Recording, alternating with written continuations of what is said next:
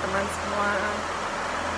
Kita lanjut lagi yuk baca Alkitabnya, Kitab Perjanjian Baru. Dan kita lanjut dari Matius 3 ayat yang ke-13. Sebelumnya kita berdoa dulu. Bapa di surga, dalam nama Tuhan Yesus Kristus, Bapa, hari ini kami mau meluangkan waktu kami lagi sebentar untuk membaca dan mendengarkan firman Tuhan. Bapa, ajarlah kami dengan hati yang lembut. Pimpinlah kami, Bapa, Roh Kudus, pimpinlah kami untuk kami boleh mengerti setiap firman Tuhan. Isi hati Tuhan yang terdapat di dalam firman-Mu yang hidup ini. Biarlah kami boleh mengerti dan kami boleh menghidupi firman-Mu ini. Biarlah kami menjadi pelaku-pelaku firman. Dan biarlah firman-Mu ini Bapa juga dinyatakan dalam setiap kehidupan kami. Terima kasih Tuhan Yesus untuk berkat Tuhan yang luar biasa dalam kehidupan kami. Sepanjang hari dari pagi sampai malam hari ini. Terima kasih Bapa, berkati kami semua yang duduk diam mendengarkan firman Tuhan. Makan firman Tuhan untuk tubuh rohani kami. Terima kasih Bapa. Di dalam nama Tuhan Yesus Kristus kami berdoa dan mengucap syukur. Amin. Oke.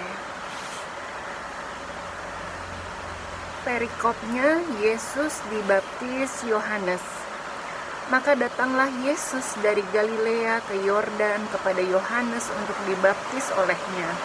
Tetapi Yohanes mencegah dia, katanya, "Akulah yang perlu dibaptis olehmu, dan engkau yang datang kepadaku."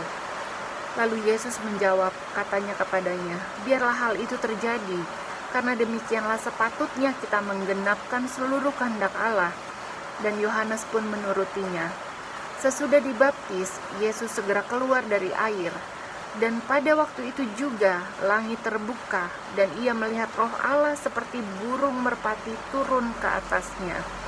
Lalu terdengarlah suara dari sorga yang mengatakan, "Inilah anak yang kukasihi, kepadanyalah aku berkenan." Pencobaan di padang gurun. Maka Yesus dibawa oleh Roh ke padang gurun untuk dicobai iblis.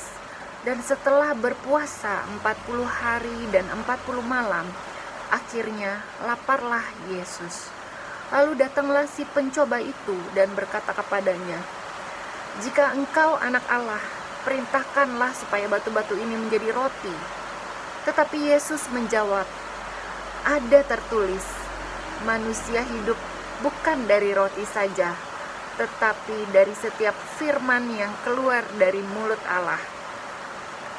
Kemudian iblis membawanya ke kota suci dan menempatkan dia di bubungan bait Allah. Lalu berkata kepadanya, "Jika engkau anak Allah, jatuhkanlah dirimu ke bawah, sebab ada tertulis mengenai engkau, Ia akan memerintahkan malaikat-malaikatnya, dan mereka akan menatang engkau di atas tangannya, supaya kakimu jangan terantuk kepada batu."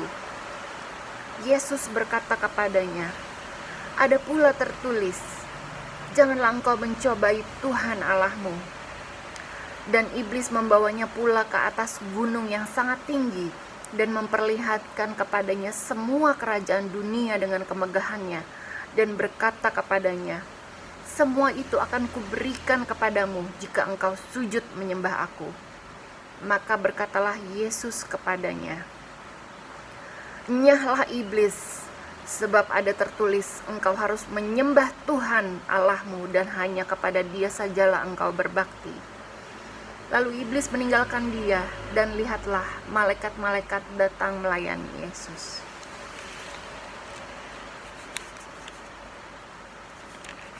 Selanjutnya, perikop selanjutnya, Yesus tampil di Galilea. Tetapi waktu Yesus mendengar bahwa Yohanes telah ditangkap, menyingkirlah ia ke Galilea. Ia meninggalkan Nazaret dan diam di Kapernaum di tepi danau, di daerah Zebulon dan Naftali, supaya genaplah firman yang disampaikan oleh Nabi Yesaya. Tanah Zebulon dan tanah Naftali, jalan ke laut, daerah seberang sungai Yordan, Galilea, wilayah bangsa-bangsa lain. Bangsa yang diam dalam kegelapan telah melihat terang yang besar, dan bagi mereka yang diam di negeri yang dinaungi maut telah terbit terang. Sejak waktu itulah Yesus memberitakan, "Bertobatlah, sebab kerajaan sorga sudah dekat." Perikop selanjutnya, Yesus memanggil murid-murid yang pertama. Dan ketika Yesus sedang berjalan menyusur danau Galilea, ia melihat dua orang bersaudara, yaitu Simon yang disebut Petrus dan Andreas saudaranya. Mereka sedang menebarkan jala di danau, sebab mereka penjala ikan. Yesus berkata kepada mereka, "Mari, ikutlah aku, dan kamu akan kujadikan penjala manusia." Lalu mereka pun segera meninggalkan jalannya dan mengikuti dia. Dan setelah Yesus pergi dari sana, dilihatnya pula dua orang bersaudara, yaitu Yakobus anak Zebedeus dan Yohanes saudaranya, bersama ayah mereka. Zebedeus sedang membereskan jala di dalam perahu. Yesus memanggil mereka, dan mereka segera meninggalkan perahu serta ayahnya, lalu mengikuti dia. Perikop selanjutnya, Yesus mengajar dan menyembuhkan banyak orang. Yesus pun berkeliling di seluruh Galilea. Ia mengajar dalam rumah-rumah ibadat dan memberitakan Injil Kerajaan Allah, serta melenyapkan segala penyakit dan kelemahan di antara bangsa itu. Maka tersiarlah berita tentang dia di seluruh Syria, dan dibawalah kepadanya semua orang yang buruk keadaannya, yang menderita pelbagai penyakit dan sengsara, yang kerasukan, yang sakit ayan, dan yang lumpuh. Lalu Yesus menyembuhkan mereka. Maka orang banyak berbondong-bondong mengikuti dia. Mereka datang dari Galilea dan dari Dekapolis, dari Yerusalem dan dari Yudea dan dari seberang Yordan. Perikop selanjutnya, ucapan bahagia. Ketika Yesus melihat orang banyak itu, naiklah ia ke atas bukit, dan setelah ia duduk, datanglah murid-muridnya kepadanya. Maka Yesus pun mulai berbicara dan mengajar mereka, katanya,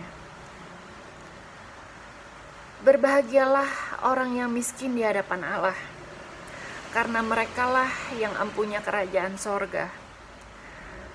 Berbahagialah orang yang berduka cita, karena mereka akan dihibur. Berbahagialah orang yang lemah lembut, karena mereka akan memiliki bumi.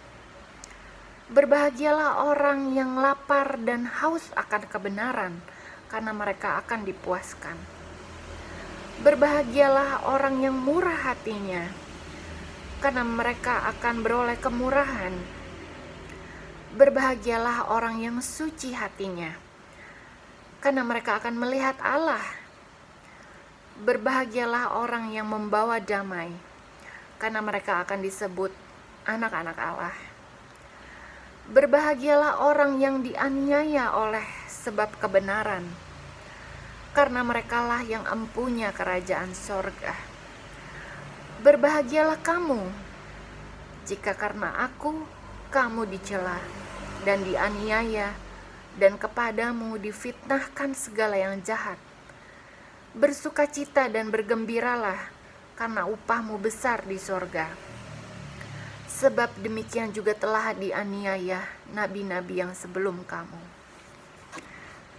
Perikop selanjutnya, garam dunia dan terang dunia.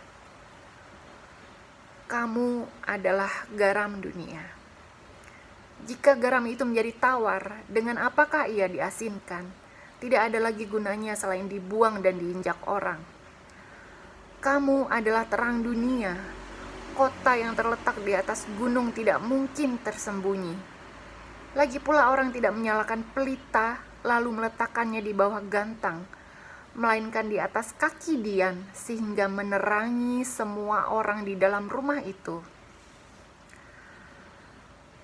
Demikianlah hendaknya terangmu bercahaya di depan orang, supaya mereka melihat perbuatanmu yang baik dan memuliakan Bapamu yang di sorga. Perikop selanjutnya, Yesus dan hukum Taurat.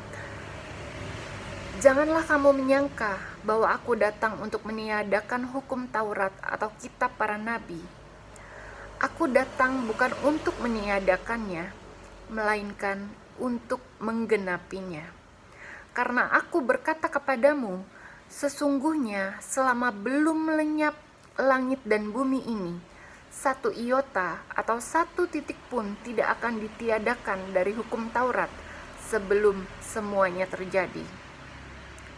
Karena itu siapa yang meniadakan salah satu perintah hukum Taurat, sekalipun yang paling kecil, dan mengajarkannya demikian kepada orang lain, ia akan menduduki tempat yang paling rendah di dalam kerajaan sorga. Tetapi siapa yang melakukan dan mengajarkan segala perintah-perintah hukum Taurat, ia akan menduduki tempat yang tinggi di dalam kerajaan sorga.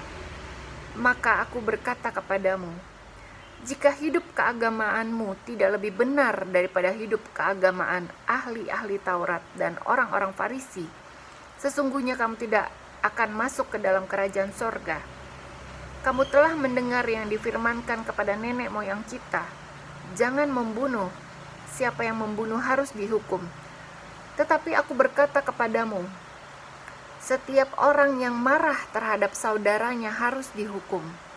Siapa yang berkata kepada saudaranya, kafir, harus dihadapkan ke mahkamah agama.